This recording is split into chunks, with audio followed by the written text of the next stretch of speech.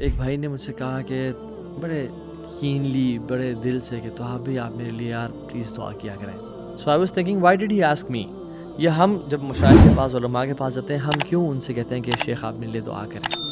میں اکثر کہتا ہوں کیونکہ ہم یہ سوچ رہے ہوتے ہیں اور ہمارا گمان یہ ہوتا ہے کہ یہ شخص اللہ کے قریب ہے، اللہ کا نیک انسان ہے، اللہ سے محبت کرتا ہے. ہاؤ اباؤٹ ان کی دعا جنہوں نے آج تک اللہ سبحانہ و تعالیٰ کی نافرمانی نہیں کی.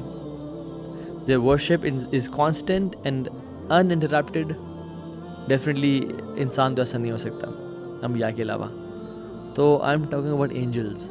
حدیث میں کیا آتا ہے کہ جو شخص نماز کے لیے آتا ہے اور وہ مصلی کی جگہ پہ بیٹھا رہتا ہے، اور یہ نماز سے پہلے بھی اور بعد میں بھی ہے، یعنی وہ مسجد میں آیا اور آتے ہی ہمیں نہیں بیٹھنا چاہیے، رادر تحیۃ المسجد پڑھنا چاہیے جو 2 رکعتیں ہیں، ٹھیک ہے، پڑھ کے انسان بیٹھ جائے اور پھر اس کے بعد نماز کے لیے کھڑا ہو، نماز پڑھ کے دوبارہ بیٹھے رہے اس جگہ پہ. حدیث میں آتا ہے کہ جب کوئی شخص آتا ہے مصلی پہ بیٹھا ہوتا ہے تو اینجلز اس کے لیے دعا کر رہے ہوتے ہیں. اور کیا دعا کرتے ہیں؟ اللہم اغفر لہ ورحمہ، یا اللہ اس کو معاف کر دے، اس پہ رحمت نازل کر، یا اللہ اس کو معاف کر دے، اس پہ رحمت نازل کر. ایز لانگ ایز وہ شخص اپنا وضو نہیں توڑتا اور اس جگہ پہ بیٹھا ہوتا ہے، اینجلز اس کے لیے دعا. امیجن ایک شخص نماز پہ بیٹھا ہوا ہے، فجر سے لے کے اشراق تک بیٹھا ہوا ہے، ظہر سے عصر تک بیٹھا ہوا ہے، یا 10 منٹ بیٹھا ہوا ہے، کانسٹنٹلی اینجلز اس کے لیے وہ دعا کر رہے ہوتے ہیں. So think before moving from that place. Make sure کہ آپ اپنی جگہ سے جلدی نہ اٹھیں. کوئی چھوٹا موٹا کام آپ کو اٹھا نہ دے.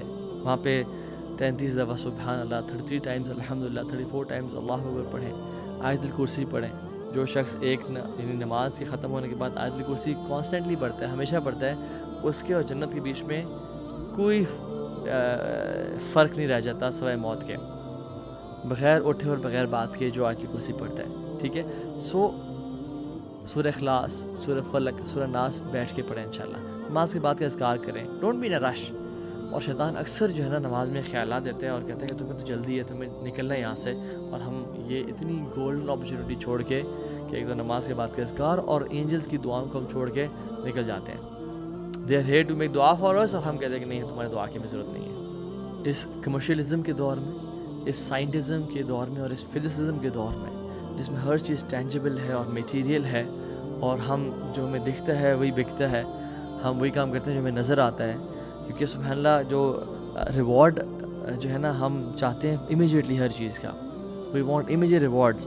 اور ہم جو کائنات میں جو چیزیں ہو رہی ہیں ہمیں ان کا یقین نہیں ہے. یہ کام وہی شخص کر پائے گا جس کو یقین ہے کہ یہ کام کرنے سے الذین یؤمنون بالغیب، غیب پہ جس کا یقین ہے، یہ کام کرنے سے اللہ کے ملائکہ میرے لیے دعا کریں گے. اور یہ قرآن اور اوتھینٹک احادیث سے ثابت ہے.